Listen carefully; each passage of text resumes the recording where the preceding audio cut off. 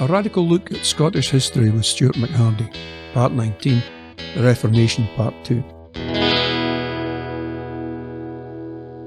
Now, we've seen that Scottish Presbyterianism was different from English Episcopalianism, being considerably more puritanical, but it was also considerably more democratic, and that ministers were, certainly in principle, answerable to the members of the congregations or the elders representing the congregation.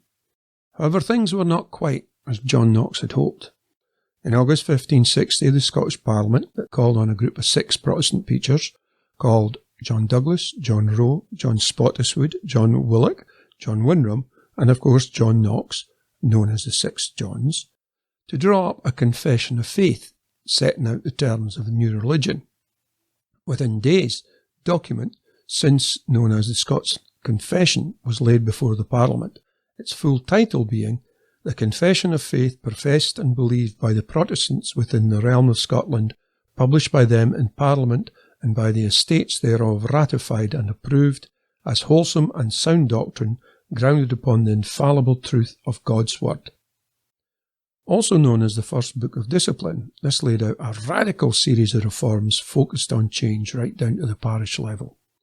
It contained plans for education at both the local and university level and a system of poor relief, all of which were to be paid for by utilising the widespread land holdings of the old or Catholic Church. However, there were others in the country who had their eyes on the property of the old church, and the large landowners, or lairds, saw an opportunity to turn matters to their own advantage, as they have ever done and as they still do. So the sections detailing how the old church lands could be used to create a new system were rejected by an Act of Council in the Parliament. Now, back when I was an undergraduate, I came across a pamphlet written by a Catholic bishop which had criticised John Knox for having married a 17-year-old lass when he was 54, and I brought this up in a tutorial. My tutor effectively shut down discussion by saying this was simply a piece of Catholic propaganda, which undoubtedly was, but was it true? In 1564, Knox, then 54, did marry a 17-year-old lass called Margaret Stewart. Now, such marriages were not that rare, particularly amongst the so-called or would-be upper classes, and in certain parts of the world such things still do happen. However, what makes this marriage interesting was who Margaret's father was. He was Lord Ochiltree, and in the carve-up of church lands, it appears that he managed to get hold of substantial lands in Ayrshire. A stitch-up? Well, maybe.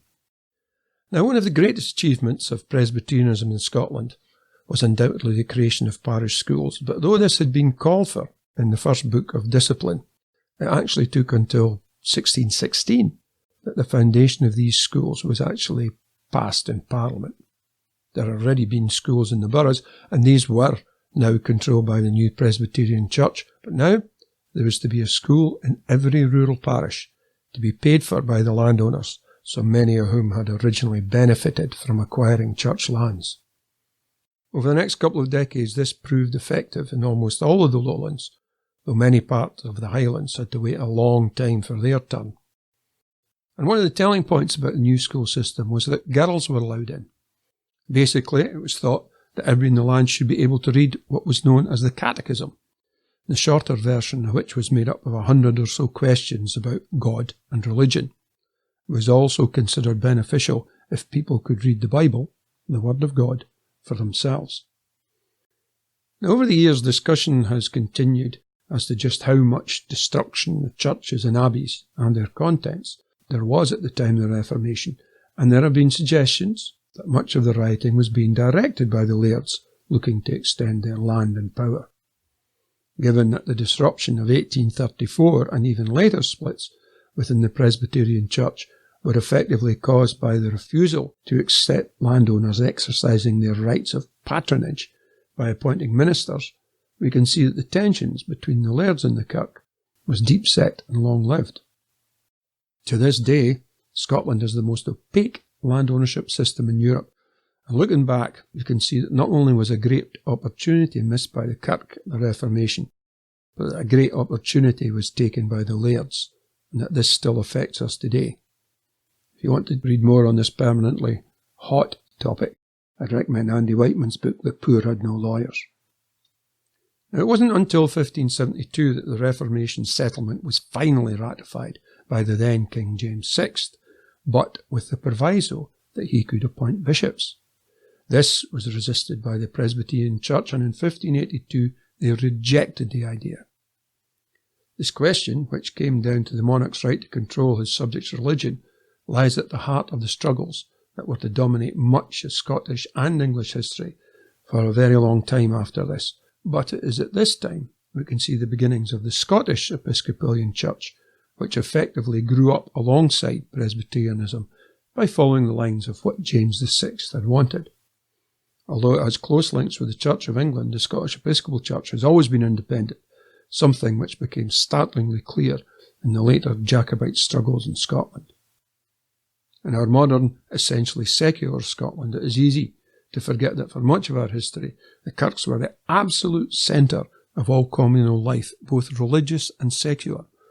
So control of who preached and what was being preached in the churches was of fundamental importance. There is little doubt that early Scottish Presbyterianism was heavily influenced by Calvinism, a particularly rigid and greatly self-righteous form of Protestantism.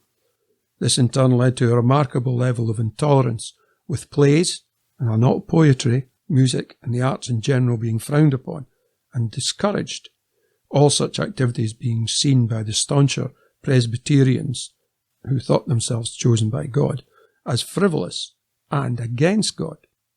This can be summed up in the wheel-count joke of the minister berating his congregation because he has heard that some of them have had the temerity to make love standing up and saying, "This shocking behaviour must stop. It could lead to dancing."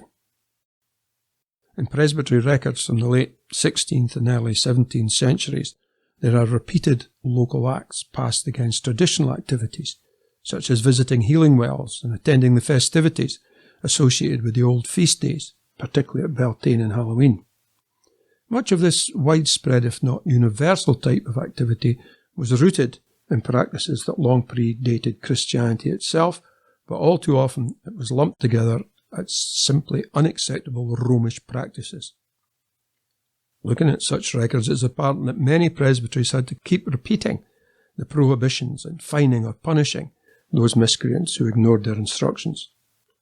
By the middle of the 17th century, these references are fading away, and though on the surface this would appear to mean that the old practices were successfully stamped out, that is not in fact always the case. Probably the most famous survival of these old practices is the ongoing visitations to the Clootie Well on the Black Isle. In the past few decades have actually seen the institution of new versions of such old activities, created usually by people who see themselves as neo-pagans. But sometimes such things simply continue under the radar, and I remember visiting the Dragon's Cave on Canoe Hill in Perth in the early 1990s and seeing clear evidence that people were still going to what was once a notable Beltane site. It's also the case that there are a few local hilltop midsummer pilgrimages still going on in Scotland, and no one has any record of how long they've been taking place. That the Reformation was of major importance in Scottish history is undeniable, and in its lasting effect on both the Scottish education system and, I would suggest, the tradition of the Scottish autodidact, or self-taught scholar, we can see some of the beneficial aspects of it. In the personage of Robert Burns, probably the most read poet the world has ever seen, we can see directly how a commitment to learning thrived in Scotland.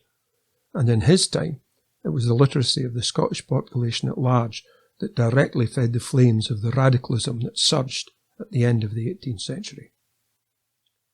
However, as we shall see next time, when we take a closer look at James I and VI and how his actions still affect us today, there were aspects of the Reformation which were truly shameful.